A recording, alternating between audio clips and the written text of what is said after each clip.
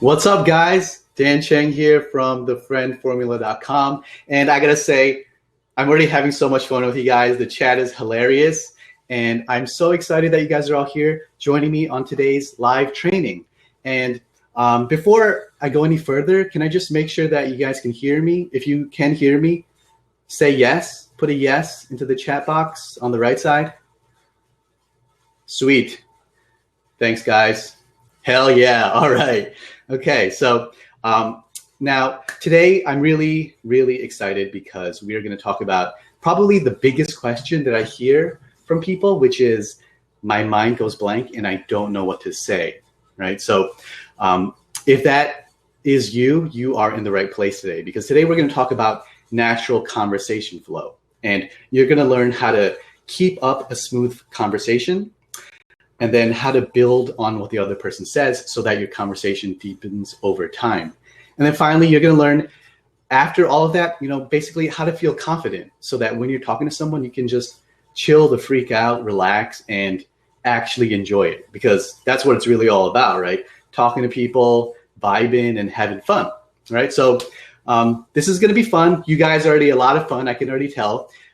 We've already got a bunch of people on here, and I see Alan, Craig, Krisiek. Sorry if I'm pronouncing that wrong. Naomi, Tracy, Alan, what's up?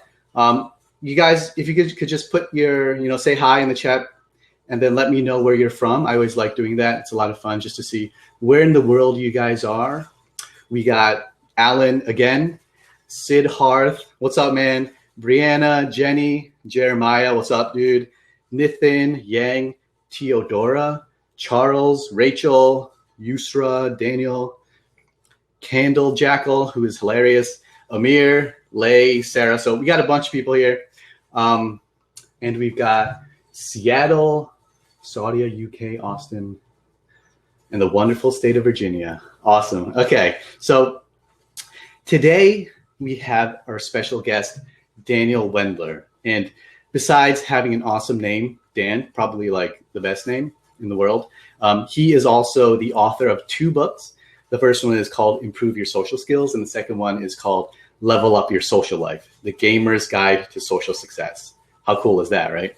So he's author of 2 books. He is also the author of a website called ImproveYourSocialSkills.com, which has been visited by over 1 million people. And the really cool thing about Daniel is that he overcame the challenges of having an Asperger's diagnosis. And what he did was he taught himself the basic principles of social skills, right? So you know that someone knows what they're talking about when they had to learn everything from the ground up, right? You're starting from, nothing. It's not like people who are just naturally gifted at something and they just do it. But this guy actually breaks it all down into very, very clear steps, which I am really excited that he's going to be sharing with us today.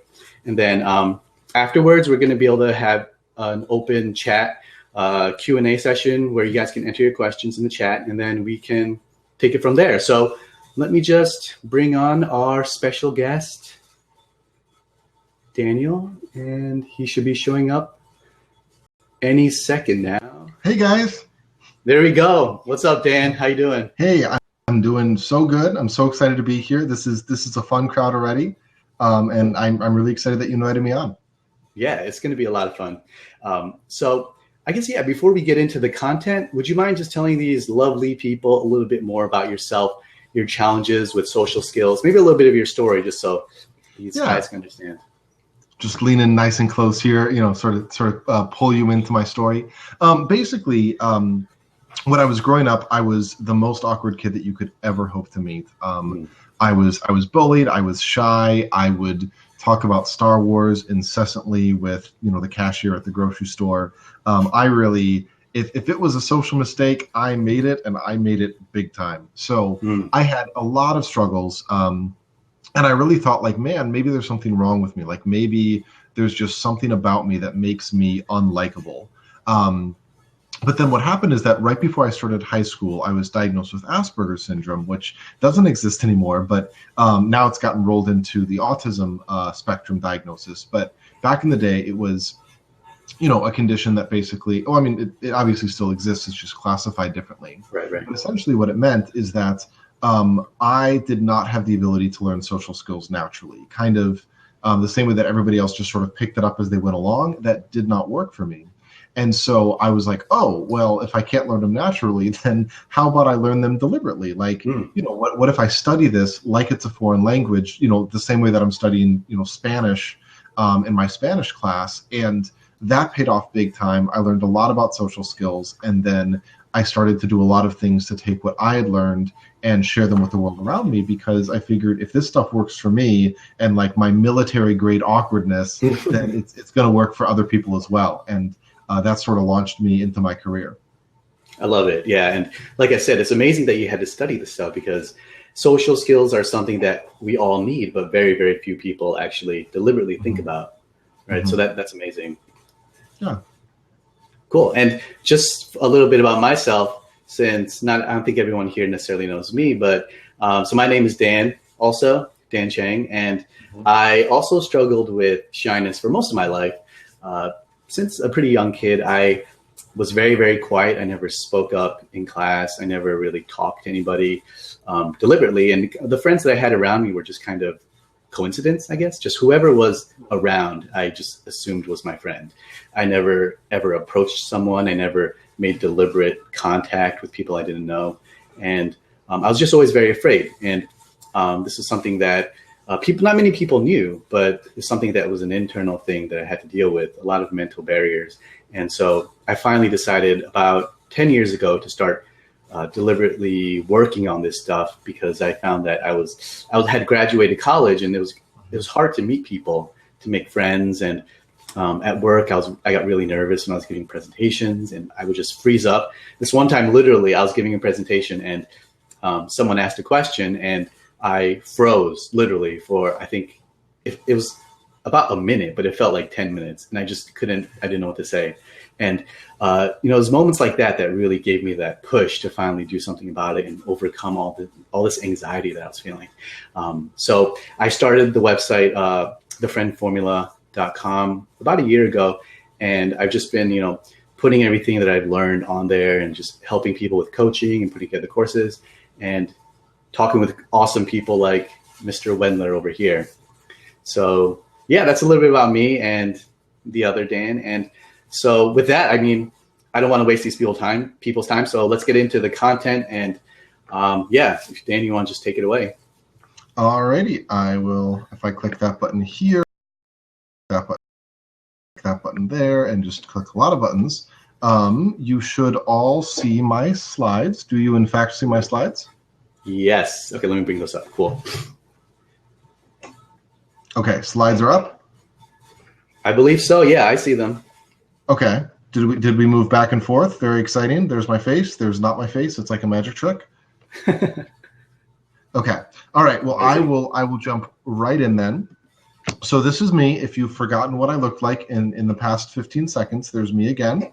As I discussed, my story came out of my own personal struggles of overcoming this stuff, which I think, just like in the other Dan story, I think the big takeaway from my story is that this stuff can be learned. Like, I was, in a lot of ways, at the very lowest levels of social skills, and with a lot of practice, effort, support, etc., I was able to get very, very good at this. I'm no like Hollywood superstar. But I'm good enough. I can have okay conversations with most people. And same thing with the other Dan. Like, you start from a place where you're freezing for a minute in a presentation to the place where you're teaching other people how to stay cool in social situations. The big takeaway is, like, everybody can learn this stuff. It's not that you have to start talented. It's not that you have to start gifted. It's that it's a skill set that you can build up. So anyway, that was just had to get a little bit of preaching in there about that. So my big thing, I'm the author of ImproveYourSocialSkills.com. I spoke at TEDx University of Arizona, and right now I am in graduate school to study clinical psychology, so I can learn even more about how people connect with each other. So onwards and upwards. For me to explain conversation to you, I have to start by explaining sandwiches. And I know you're probably thinking, what is this guy doing? And also, it's lunchtime and I'm hungry, so this is maybe painful for some of you. But stick with me, this is going to make a lot of sense. The basic idea is that this is a metaphor, and if you stick with me, it'll lead to some important insights. So what I want you to do is imagine that you are working at a sandwich shop, and you've got a coworker, and it's a very poorly designed sandwich shop. So each of you have half of the ingredients. And obviously, it's not a very good sandwich if you just dump all the ingredients on, half the ingredients on, hand it over half of the other ingredients. You've got to layer that. You've got to make it very, very artistically. So the way that you and your partner have agreed to make these sandwiches is that one of you will put on one ingredient, and then you pass the sandwich to the other person. They add one ingredient, then you pass it back, and so on and so forth until the sandwich gets built. If you want a diagram of this, it's a three-step process. You accept the sandwich from the other person, you add to the sandwich, and then you pass the sandwich back. This all makes sense, and you're probably like, why are you teaching me about sandwiches? Well, the reason is because this is the exact same formula that works for conversation. You show interest in what the other person says. That's kind of like accepting the sandwich. You build on what they said. That's kind of like adding an ingredient. And then you invite them to respond, which is kind of like passing the sandwich back. And if you follow this formula and you sort of keep it in mind, then it's going to give you guidance at every moment along the way. So at any point where you think, oh, my mind is blank, I don't know what to say, nothing's coming to mind, you can just think back, do I need to show interest? Do I need to build on what they say? Or do I need to invite them to respond? And when you think in terms of those three categories, then it's going to be very easy for you to be inspired to come up with something to say. So that's sort of the big idea. Let's get into the weeds a little bit, and I will explain what I mean. Check it out. Ooh, special effects. We got special effects, you guys. I highlighted one of the three. So nice. You show interest. Yeah, I know. I was very proud of myself. PowerPoint. You probably wasted like 2 hours of your life doing that. I can neither confirm nor deny the amount of time that I put into that effect. Well, it was well worth it, though. We're going to see it one more time. Boom, boom. Yeah, awesome. Okay. So how do you show interest? And I searched for an interested, and that cat is what I came up with. It's a very interested cat. Basically, what showing interest means is it's giving the person sort of like a safe space to share their ideas where they don't feel threatened, they don't feel rejected, they feel like you care about what they have to say.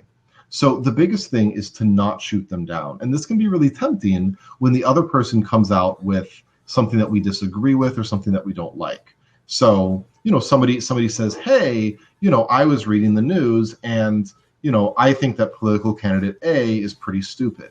And, you happen to support political candidate B, so your immediate response is to just jump down their throat and be like, political candidate A? How could you support them? They yada, yada, yada. And then it turns it into an argument instead of the opportunity to connect. Or, somebody says, I really want to go to the park today, and you don't really, and you don't want to.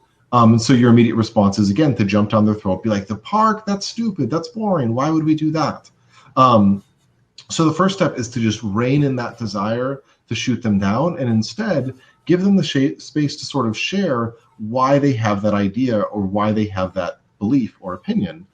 You can always disagree with it later, but if you give them the chance to talk about it, what they believe first, that'll give you the chance to learn about the person, maybe learn a few new things about the issue, and it creates a much better back and forth rather than turning it into an argument. Beyond that, really all you have to do to show interest is just pay attention and show curiosity. So like the paying attention, the nonverbal stuff is huge here.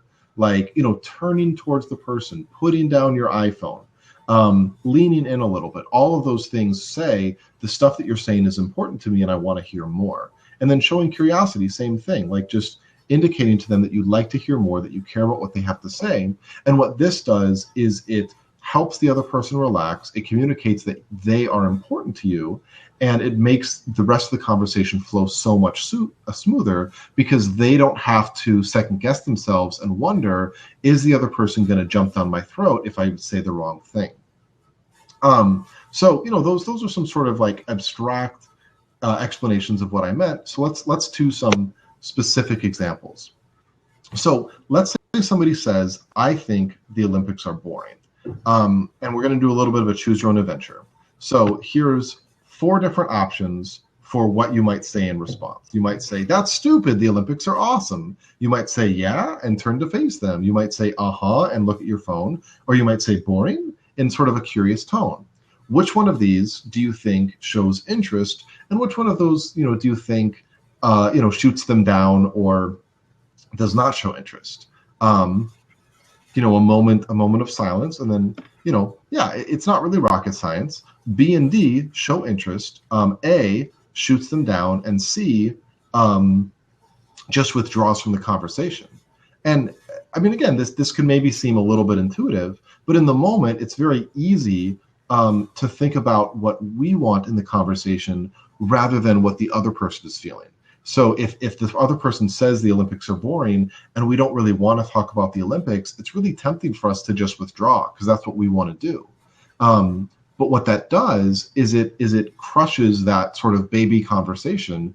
And, maybe the conversation would have led from the Olympics to something really interesting. You don't know. So if you think about the other person and you realize they brought this up because they want to talk about it, and so I should show interest in them because I care about them as a person, then that changes the way that you respond. So that's sort of the showing interest piece.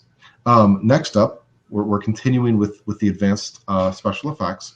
Next up is building on what they said. So what does it mean to build on what somebody else said? It's really very straightforward.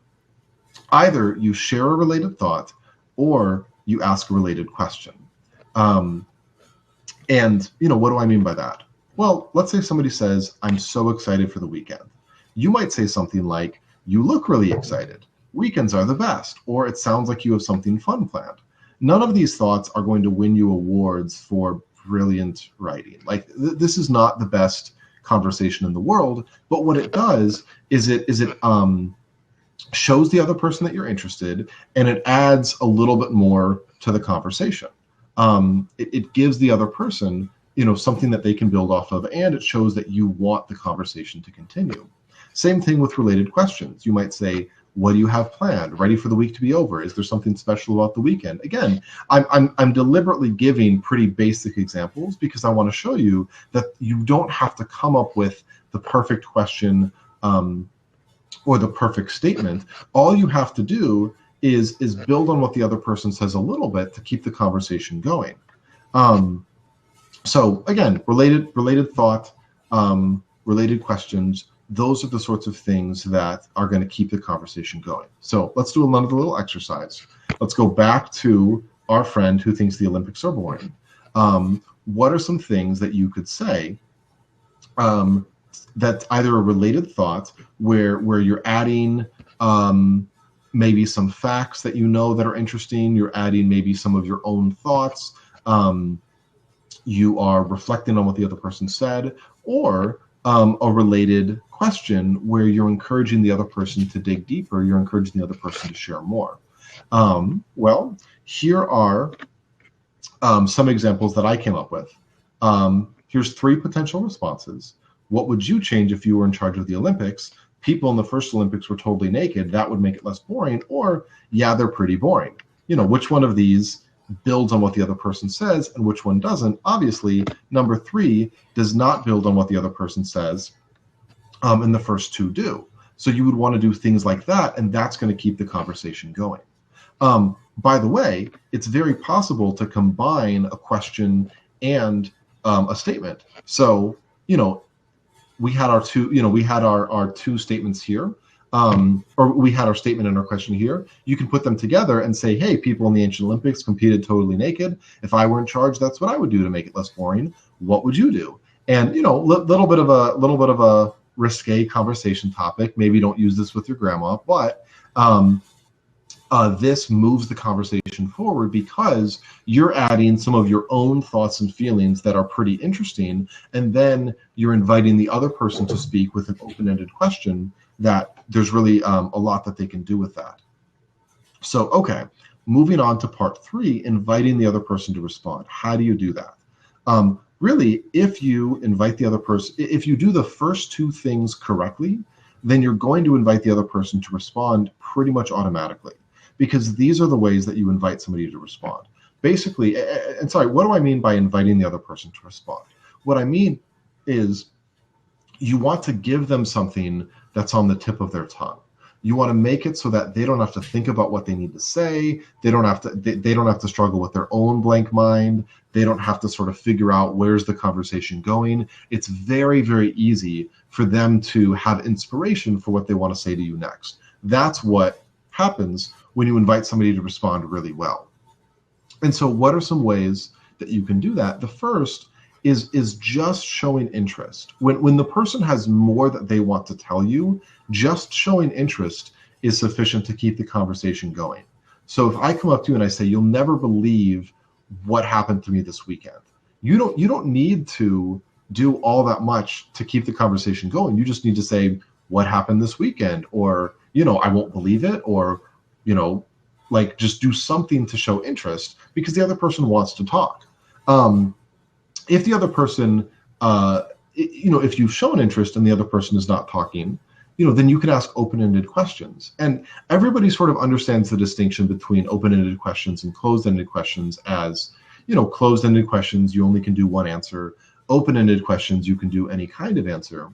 But what I would say instead is a more helpful way of thinking of it is an open-ended question is something that encourages the person to tell a story or to talk about their feelings or to talk about their beliefs.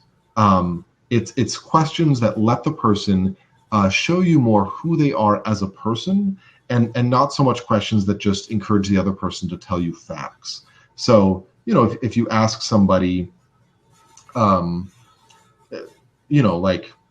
I don't know, what's on the menu at Taco Bell, they're just going to give you facts that, they're not going to tell you about their life. But if you ask them, where's your favorite place to eat when you want to celebrate, then they're going to tell you a little bit of a story. And that's going to lead to better conversation. And then the final thing, again, we've already talked about it. It's the idea of sharing engaging thoughts. And an engaging thought is either sort of like a juicy detail that's sort of fun, sort of interesting, or it's a story about your own life or an opportunity for you to share some of your own feelings and some of your own beliefs and sort of let the other person get to know you a little bit. So really what this boils down to is you invite the other person to respond by showing interest in them as a person, by asking questions that let them share more of who they are as a person, or by sharing stuff from your own life that the other person is interested in and will want to know more about. And that more or less is kind of how it all comes together. So that's sort of the big idea. It says you build on what they say, and then you make sure that they're inspired to respond. And if you sort of focus on what do I need to add to the conversation to make sure that all of that is happening, that's going to inspire you to have really good conversations. So I think that's kind of all I've got for the lesson. Awesome. I could keep blabbing at you guys for a little bit, but I sort of wanted to move on to the Q&A because I know that we've got a good audience here, and I wanted to address everybody. Cool. Okay, thanks, Dan. So if you want to just stop sharing your screen. Okay. Let me see if I can figure out how to do that. Aha, I did that. Sweet. I think, right? I believe so, yeah. So it's just, yep. Okay, so it's just our faces now. Okay, cool. So so at this time, I just want to open it up to everybody here. If you have any questions about what Daniel just said, please feel free to put it in the chat box and we can get a discussion going. And in the meantime, while everyone's thinking, I just want to start with just a basic question, right? So with the not knowing what to say, right, and my mind blanks out. So now that we understand those basic steps for how a conversation works, right, where you affirm what the person says and you respond, and then you get them to share about themselves. What are your thoughts on preparing topics in advance? Do you think that you should go into a conversation with premeditated topics, or you go in using, just like making it up on the spot?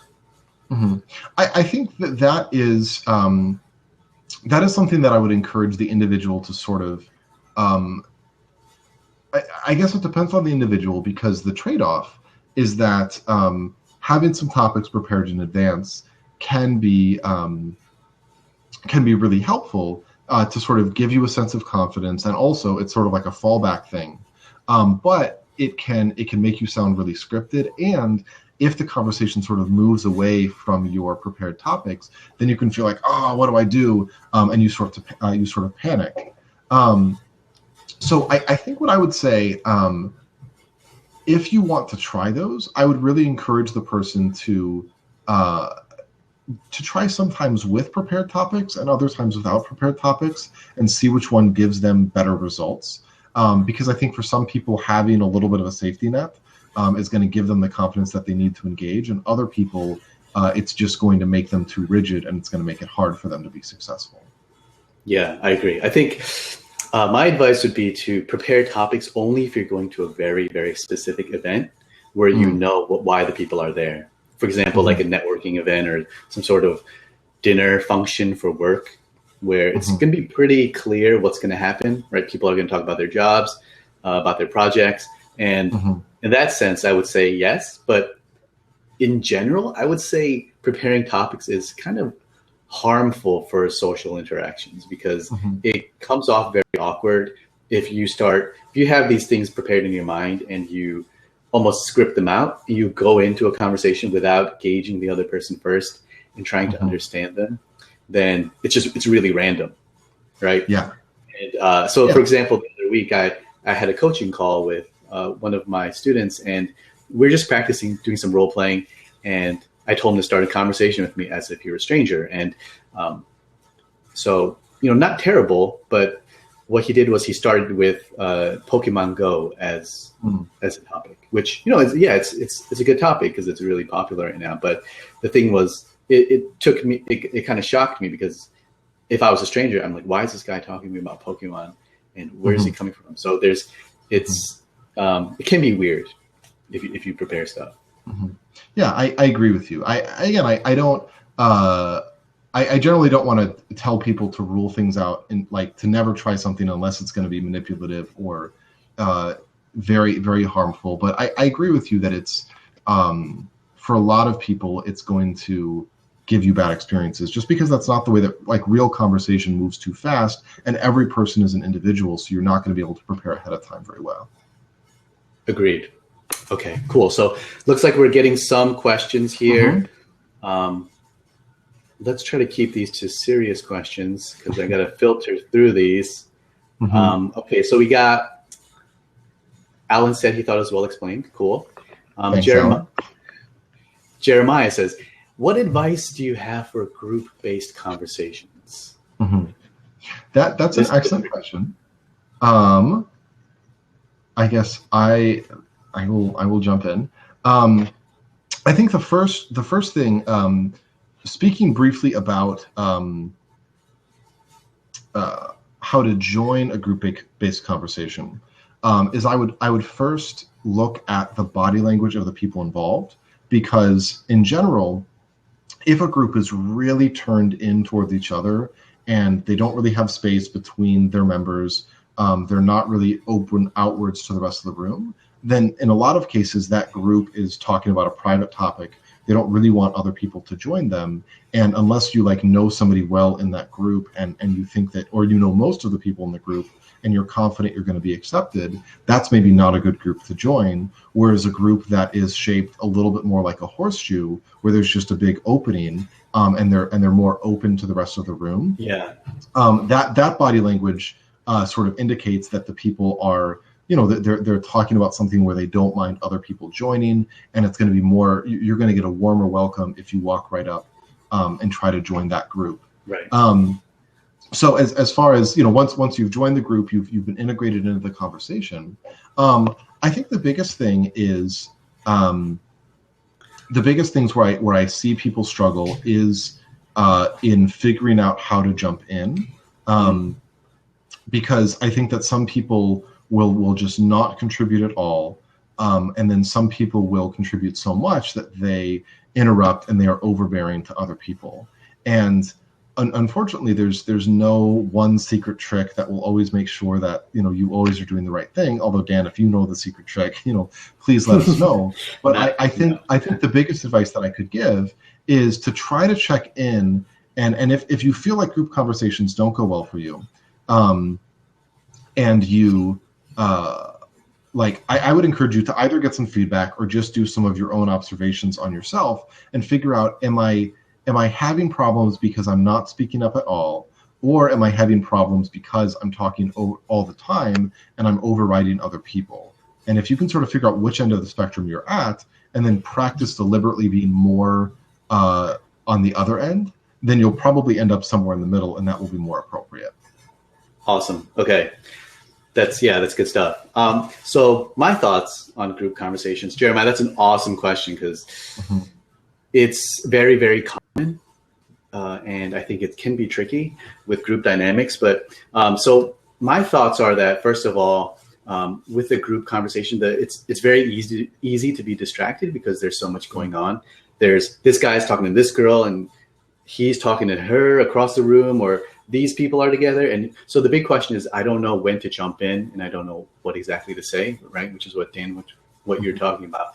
And I think the first thing to do is not try to hear everything and experience all of it at the same time, especially for people that are more introverted or shy. They get overwhelmed with all of the noise, and they like to focus on intimate conversations. So one thing you can try doing is just to whoever's talking, because even though it's a group, there will be one person usually at a time that's dominating. You just focus on that one person, right? And if for some reason you start talking to someone else, then just focus on that one person. Don't try to be in every conversation at the same time. And what you'll notice is that when you do that, if you start having a good time with the person next to you, other people will join in as well, because there's this magnetism to the one conversation that seems to be having the most fun. So basically try to enjoy each little conversation that you're having within the group as much as possible. Secondly, I think timing wise, it's tricky because when you're trying to come in at the right time, you feel like you want to let this guy finish before you jump in, but then that person jumps in and then you don't know. And then now that topic is over, so you don't know whether you can bring it back. So I would say don't worry so much about the timing, but just as things come to you, just feel free to spit them out. You might mess up a little bit, but over time you'll learn like when the right time to jump in is. But for now, just learn to not hold back so much and just to say what it is that you're thinking. And then thirdly, when it comes to what to say, don't overthink what you're going to say. And you don't necessarily have to say something really interesting or profound, right? Like a really good trick is to just reiterate what other people say, right? Like you don't need to be like coming up with this really hilarious joke or hilarious story to engage, right? Like the point of you being in that group is so that people know you're there. So to do that, when someone says something, you can do something as simple as to agree, right? And say, you know what, that is so true, right? And just by you saying that, you're engaging the group and you are now part of that conversation, right? You can agree with people, you can ask questions about what they're saying, but basically don't feel like you need to run the whole show, but just chime in when people are saying things. Mm-hmm. Yeah, one more really quick thing on the group conversation is make sure when you want to jump in, you're giving some signals that you do want to jump in, because sometimes if you're just sort of sitting there stone-faced and then you immediately try to jump in, then people are like, they're not prepared for it. But it's kind of think of it like a turn signal in the car. If you do something like you sort of raise a finger, or you go like or something like that, where you are showing a desire to speak in, but you're not overriding the other person or interrupting them, then a lot of times other people are going to be less willing to jump in and interrupt you. They're sort of going to expect you to speak next. So next time you're in a group conversation, look at what people do before they jump in and speak, and see if there's some things that you can learn from that you can start to do as well. Yeah. Awesome. Okay. So Candle Jackal, this is a pretty good question. Okay. So the question is, when I meet new people, the sandwich always seems to start with, what do you do for a living? Right. The most common question for sure. And they're saying, I work a fairly atypical job that people always want to know more about, but they are sick to death of talking about it. I feel you. Is there a way to dodge this question without sounding shady? Mhm. So, all right. So my thoughts, real quick. Yeah, this is a really good question, because it's that go-to question that people always ask about, and you're sick of saying the same thing over and over, right? And if you don't enjoy talking about it, the other person probably won't enjoy listening to it. So Mhm. I think you can quote unquote dodge the question pretty easily, just by moving to another topic, right? It doesn't. You can tell them about it very quickly, like, oh, hey, what do you do? Oh, I work at a moratorium or something, right? And then you're like, yeah, it's crazy. Yeah, I work with dead people every day. And then you can say, yeah, but no, I don't really like to talk about it. I don't know. And then just move on to the next thing. If you don't really like talking about it, it's okay to just move on and ask the person about what they do. What do you think, Dan? Yeah, I think that just sort of like stating basic facts of what it is, and then also stating like, but I don't really like talking about it, or but people always want to talk to me about it and I don't want to. I think that can be fine. I think if you could also experiment a little bit with, when somebody asks you that question, you could respond with something like, I don't feel like that's the most important thing in getting to know somebody. Or just, what, like, this comes up in every small talk that I have, and I'm kind of sick of talking about it. What if we talk about this thing instead? And, and not even answer the question. I think the biggest thing is, if you own the fact that you're not answering the question, or you're not going into detail, then it doesn't really come across as shady. Whereas if you're like, oh, a little of this and a little of that, anyway, what do you do? Like, then you're sort of sneaking around. But if you sort of are bold and you're like, I don't really want to answer that. Or you're like, what, I'm sick of I'm sick of talking about my job, but I'd be very happy to tell you about, my love life, or my this or my that, or, something else that is, an interesting topic that the other person will, but I'd love to talk to you about Star Trek, whatever. Then people, I think that people will respect that. And if they don't, then it becomes an issue where you set a clear boundary and the other person is trying to push your boundary. And, I think that you are justified in pushing back at that, just as you would if somebody's like, hey, have this drink. And you're like, no, I don't drink. Agreed. Yeah. And and it's fine to just if you don't do it in a rude way, right, and in a shady way, right, you can just like you said, state the facts, and or you can even just minimize it, make it sound like, it's really not that interesting. You don't even really trust me. You don't really want to know about it. It's not that great. Yeah. Or like, what, I'd be happy to tell you more about it once we know each other better. Yeah, but fair. It's not something that I enjoy talking about to strangers. And then again, most people will respect that. And if anything, it'll make them want to get closer to you so they can learn the secret. Awesome. Okay. So there's a question from up top from Tracy. She says, or he says that your sandwich formula assumes the other person initiates the conversation. How do we get more comfortable opening? Yeah. How do we start? So can I jump on that one? Yeah, go for it. Okay. So there's two pieces of it. One is, how do you get more comfortable doing it? Like, how does it feel less anxious, less stressful to you? And the simple answer to that is practice and repetition. Like the more that you do something, the more comfortable you are going to be in doing that thing, especially if you combine the thing that you're doing with some relaxation techniques. Like, even if you just practice doing some deep breathing or some positive thinking, whatever, it sounds a little bit like hippie mumbo jumbo, but all you're doing is calming down your body's stress response and teaching your body, actually, this is a safe thing. We don't have to freak out about it. So it's very, it's not a mumbo jumbo kind of thing. doing the practice, doing the relaxation is going to help you feel more comfortable. But the second part of your question that you didn't explicitly state, but that you probably wanted to know, is how do we get good at it? Like, how do we do that effectively? And the basic idea for how you start a conversation with somebody is that you have to reference the context that you guys are in. So, like, the example that Dan gave, where the guy just whipped Pokemon Go out and is like, let's talk about Pokemon Go, that didn't really fit because Pokemon Go it was a non sequitur. It had nothing to do with what else was going on. Right. But if everybody was in a park and I could look over and see that we were both playing Pokemon Go, then it would be very, very appropriate for me to be like, oh, Pokemon Go, like, what team are you on? Because I'm referencing the context. Or, for instance, a lot of times I would go swing dancing, and when I would be dancing with a girl, I would ask her, like, what got you interested in dance?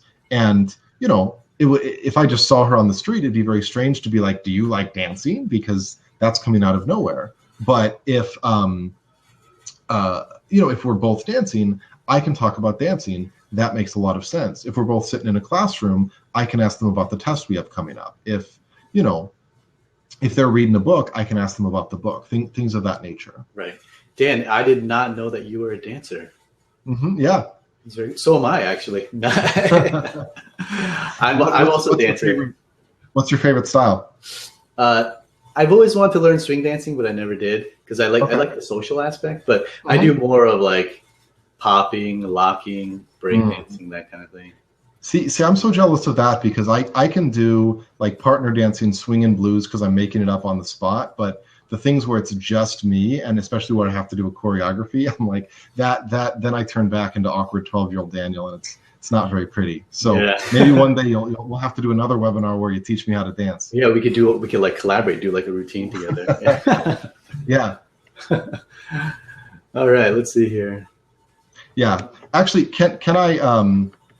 Because we had a quick thing from Matt, and then a response from Candle Jackal. Can I sort of speak to that conversation real quick? Yeah, go for it.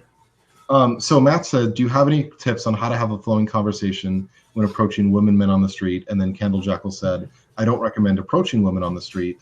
And I want to say, like, there are a lot of social skills guides out there, especially in the more like dating guide world, that do recommend, like, go right up to somebody on the street, start a conversation with them. And to be fair, that is going to help you overcome some anxiety, that is going to help you build some self-confidence because you're going and doing a stressful and anxious thing, but it's going to happen at the cost of you probably making the other person uncomfortable. Just because the other person, if they're walking down the street, they didn't sign up for a social experience. They didn't sign up for making friends or meeting partners. They want to get from A to B. And so they're probably going to feel the same way that you would feel if you're in the bathroom minding your own business and somebody comes up to you and is like, so hey, what you doing? because you're like, this is uncomfortable. This is not a normal setting for somebody to talk to somebody else. And so, I'm concerned that maybe you're not a normal person. I'm concerned, like, what do you want from me? And like, more than anything, I didn't sign up to talk to people. I'm not interested in being social right now. Whereas if you go to a social event, then people are there to socialize, and that's when you're going to have much more success starting conversations. And also there's also an issue for women specifically being approached by men, where that can feel really uncomfortable because they're like, do I have to worry about my safety? Is this guy going to be a creep? Even if you are a perfect gentleman, they've probably been approached by other men who were not gentlemen, and so that's going to give you a lot of negativity to start off with. So I would say, approach people at social events, keep your social stuff off the street and out of bathrooms. Out of bathrooms. That's a good tip right there. Yeah. Although I have started conversations in bathrooms. Probably not the best place to start.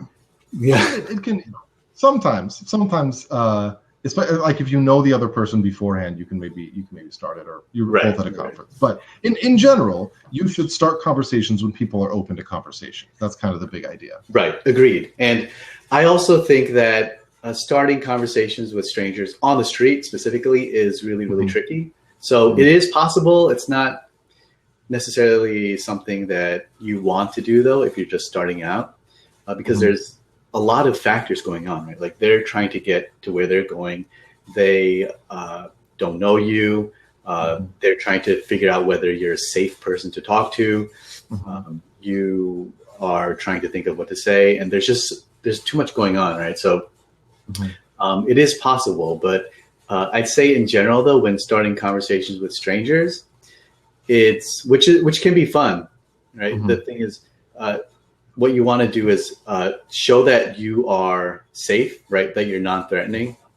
So there's a lot of nonverbal stuff that comes with that. And then secondly, try to focus on the other person. And so when you do that, that means that you can tell if they are, first of all, like in a rush to go somewhere, because if they are, then you're not going to want to talk to them. Secondly, if they're like even open to talking, right? And so when you do that and you're like showing interest in the other person, it's not that weird when you ask someone, hey, how's your day going? And you're trying to start a conversation versus you, I don't know, talking about yourself or talking about some random topic. Yeah. So I want to speak a little bit to the small war that we have going on in our chat room right now, because I think there's some back and forth about some people are saying, well, I've approached people on the street and it's been positive, or what if I approach somebody on the street and they smile at me? Doesn't that mean that I have permission to go ahead? And then we have other people that are like, just because somebody smiles at you doesn't mean that it's okay. And I think I really do want to come down and say that this, in a lot of ways, this is an issue of consent and an issue of harm, because if somebody is walking down the street, they have not consented to talk to people. Like again, they haven't signed up for a social event. They haven't said that they want to have a social event. And so if you come up to them, then you're sort of assuming permission for something that they haven't given you permission for. And that can be very, very uncomfortable, again, especially for women, because they might have had experiences of a guy that followed them and wouldn't leave them alone, or a guy that, started flirting with them when they were just walking down the street, or, who harassed them, or who did this, that, or the other, or in some cases, even that assaulted them. And so if you come close to a woman, like she might smile at you, she might turn towards you. That doesn't necessarily mean that she enjoys the conversation. It might just mean that she's trying not to antagonize you, because she doesn't know that she doesn't know whether or not you're dangerous, and she wants to make sure that she stays safe. So I would say, again, I'm sure that it is possible to approach women and have them be very happy to talk to you, just that you approach them on the street. But I think if you go out and you approach 10 different women, at least some of them are going to be uncomfortable with what you did. Some of them are going to feel unsafe. And I think from an ethical standpoint, I don't think it's okay to go out and do something where that along the way, you are going to cause people to feel unsafe and threatened. I think that, why not just save your social stuff for like a social event where everybody has agreed to actually show up there? Yeah. And and I think you're right that women do have their defenses up in public, right? Most women have been hit on by many men. And so they are always on the lookout for their own safety. But when you approach someone and anyone, and I agree with what Alan's saying here, that really there are social norms, but we don't have to worry so much about what's right or what's wrong, as long as your intentions are right and you are approaching someone in a friendly way and giving them the opportunity to stop talking to you and leave, right? So if you start talking to someone, you say, hey, how's your day going? And you gauge them and see whether they're receptive and open to talking, and then you give them the opportunity to respond, then that's fine, because you're saying that, hey, I'm interested in talking to you. You can either continue talking to me. If not, that's cool. You can walk away and you can have a nice day, right? So I think most people here probably are, in the latter scenario where we just, we talk to people, but we're not going to follow them or do anything weird, right? So just be comfortable to talk to and don't threaten them in any way and let them walk away. Yeah, I guess just the one last concern that I would have, and then we can move on to another question, is that you might not necessarily know whether or not another person is comfortable with you. Like, if they explicitly tell you don't talk to me, then of course that's a clear signal. But especially if you're still learning social skills, you might not pick up on the body language signals that say that they don't want to be bothered or that they're uncomfortable or whatever. And so. So I would be concerned about that, especially again, it's kind of like you can do this thing that is kind of risky where it has a possibility of making somebody else very uncomfortable, or you can just wait until you go to a meetup group where there is permission to approach people. And to me, it seems like why risk causing somebody else to have a bad day? Agreed. So anyway, we can move on to another question, but I wanted to speak to that. Okay.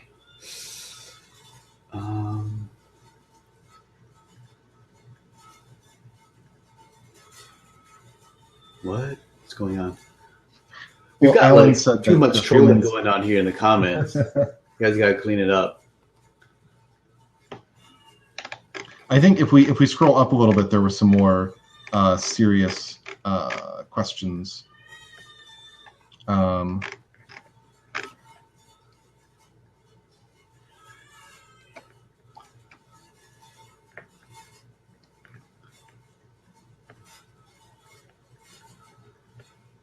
Oh, Jenny's got a question here. She says, sounds like she's still in school. She's asking how to best communicate care to mean-spirited group to encourage conversation. So it sounds like maybe these are like bullies or people that are just not very nice at school, which I think you can relate to, right, Dan? And I can also. Mm-hmm. Yeah, I guess I would have the question of if Jenny is if Jenny could clarify, like, are you a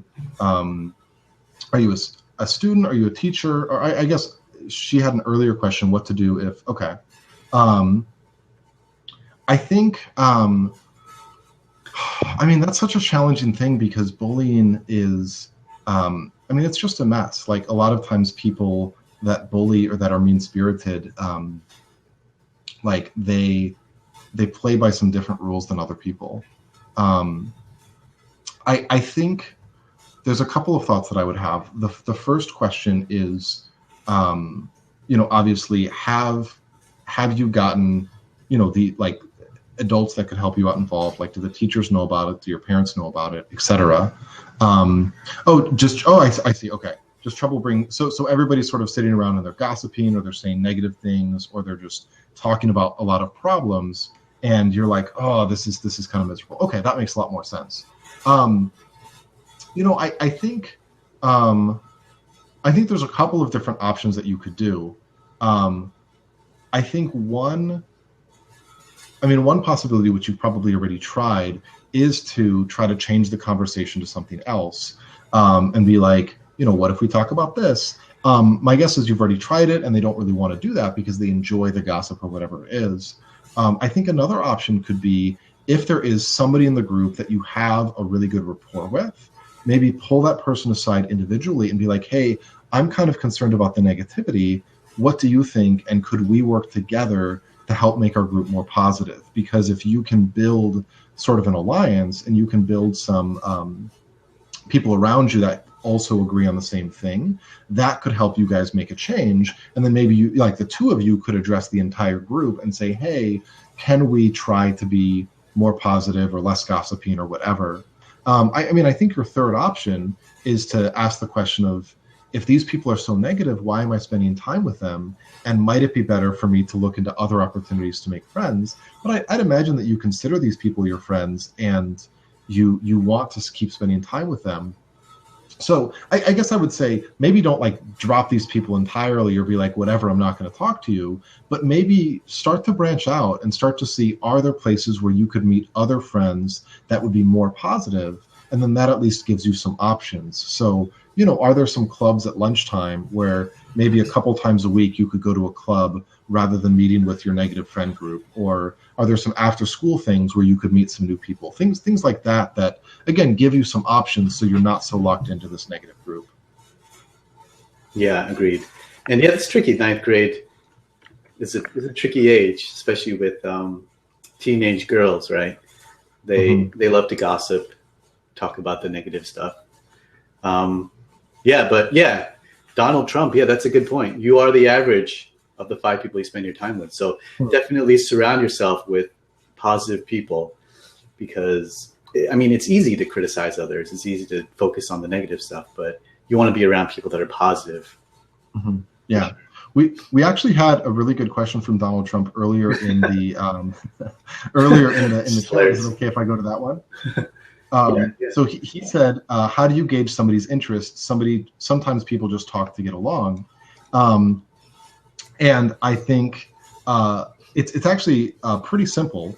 It's one of those things, like, it's, simple to learn but hard to master. But there's really 2 things that you want to look for. The first is you want to look for interested body language, which I talk about it in my book. But in general, are they turning towards you? Are they leaning in? Do they look happy and relaxed? That's a sign that they're interested. And then you want to look at, are they building on the conversation? Are they building on what you're saying? So if the other person is giving you short, one-liner answers, then they're probably not interested in what you're saying. But if you ask them a question and they talk for a full minute, or they ask you really insightful questions, or they seem like they're really participating rather than doing the bare minimum, that's a very good sign that they're interested. If they're just sort of giving you like the bare minimum that they need to not be rude, that's a sign that you should either change the topic or leave them alone. Agreed. Okay, so Dan, looks like we're coming up on 1 hour. Okay. And so I'm just going to ask one more question, and maybe we'll call it a day, unless we have other questions come through. So, all right. So one question that I hear is with shy people talking to extroverted / talkative people, right? And they tend to dominate the conversation. And they say a lot of, interesting things. They have a lot of stories, and they just keep going and going. So in those situations, sometimes, we feel at a loss for words. We don't know when to jump in or what exactly to say. So any advice for talking to talkative people? Yeah. I guess that there's a couple of things. One is, if you get good at showing interest and asking questions, then you can help the conversation really keep going just by encouraging the other person to speak. So you don't necessarily have to bring in a lot of your own stuff. You can just sort of, ask questions or reflect back what you're hearing, or sometimes even do sort of like a mirroring technique where you just repeat back the last couple of words that they said. So for instance, you might say Donald Trump says, I surround myself with billionaires. You might say billionaires, and then Donald Trump is going to keep talking. So you can learn little techniques like that to keep it going. The one thing, though, that I would push back on is this splitting of people into shy and extroverted, because I think that when you say, oh, I'm a shy person, then you really limit yourself, and you say, oh, that guy over there that is really social, really outgoing, I could never be like him. And the fact is, you totally can. Like, it's just a question of building your skill and then building your comfort, and all that takes is study and practice. And so, there is a little bit of a character thing of, are you really going to enjoy being the life of the party or not? Maybe you would prefer to be around a smaller group of people, but that doesn't mean that it's impossible for you to be talkative. It's impossible for you to be extroverted. It just means that you're maybe going to have to work a little bit harder to do that. But I would encourage you, don't limit yourself. Don't think I'm just a shy guy, I can't do that. Instead, think like, what do I need to do to get to that place? Yes, I agree. And the thing is, we talk about confidence a lot and self-esteem, but social stuff is a skill, right? And people don't really realize that it's something you need to practice, right? Like when you talk about basketball, right? You don't have these coaches teaching people basketball confidence, right? Like you can do it, man. Just imagine yourself making those shots and just tell yourself you're awesome. And then they just send you into the courts and you're like, wait, I don't even know how to do it. I don't even know how to dribble. Right. And so with social skills, you can build up your confidence all you want, right? Tell yourself that you're, I'm a smart guy. I can do this. Yes. But then once you're out in the field or the world trying to talk to people, if you don't have those skills and if you don't have those fundamentals down, then you're not gonna be able to do it. right? It's a skill like everything else. Yeah, so definitely agree. Yeah, but conversely, if you spend the time to build those skills, then you can do it. Right, exactly. Cool. Okay, so Dan, I think you just had a few more slides, right? Just to your contact information.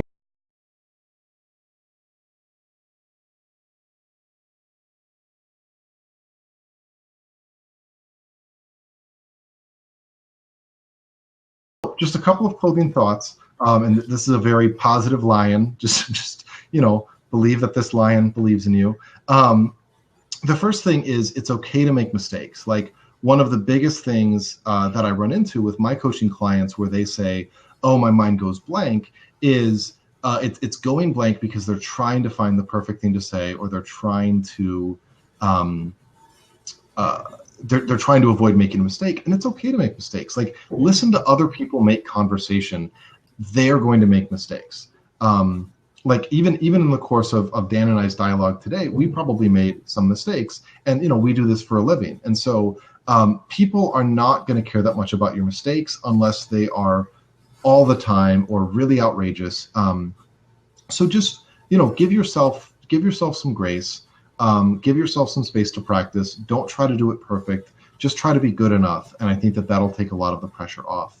Another thing is to really try to balance questions with self-disclosure, because one of the easiest ways to keep a conversation going is to just always have a question ready and just always ask the other person something else. But what that does is it makes it feel like an interview to the other person. And so I really encourage you to balance out your questions with some sharing about yourself. You can either share about yourself and then ask a question, or sometimes just share about yourself and don't ask a follow-up question. And if the person just kind of stares at you and they don't have anything else to say, then you can throw in a question after waiting for a few seconds. But to start off with, let the other person have the opportunity to ask you questions, so that it feels like a mutual sharing time and not like an interview. And finally, remember the goal. The goal is not to be a conversational wizard. The goal is not to make everything perfect. The goal is not even to make everybody like you or be the most charismatic person ever. The goal is to have fun and build a connection with people. And so if you sort of keep your eyes on the prize and you remember that the most important thing is really very achievable, I think that'll help you stay motivated, help you stay calm, and help you really reach your goals much faster. So those are my closing thoughts. I encourage you guys, stay connected with me. ImproveYourSocialSkills.com is my website.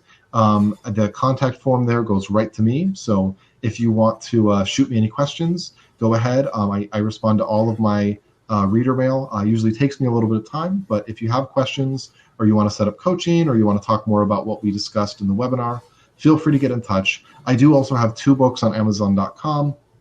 They help pay my way through grad school. So if you want to buy one and then buy 10 more, I very much appreciate that.